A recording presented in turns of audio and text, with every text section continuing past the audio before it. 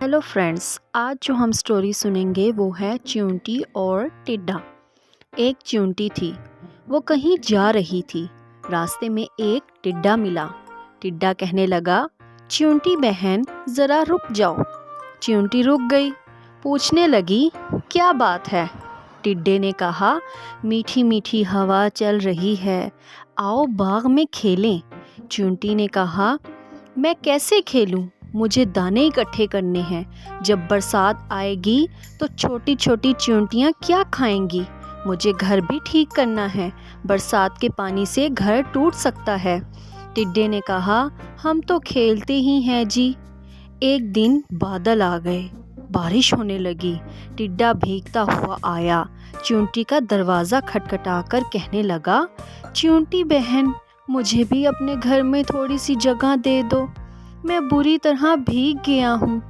जब तक बारिश रहेगी उस वक्त तक यहाँ रहूँगा, फिर चला जाऊँगा।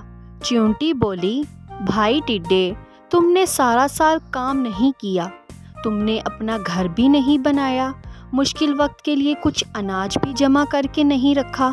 जाओ, मैं तुम्हारी मदद नहीं कर सकती। जो सुस्ती करे उसकी यही सज़ा है।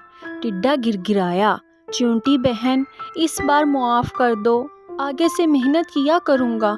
च्यूंटी ने टिड्डे को चावल के कुछ दाने दिए और कहने लगी, लो खा लो, लेकिन मेरे घर में तुम्हारे लिए कोई जगह नहीं है। टिड्डा रोती शक्ल लिए हुए चला गया।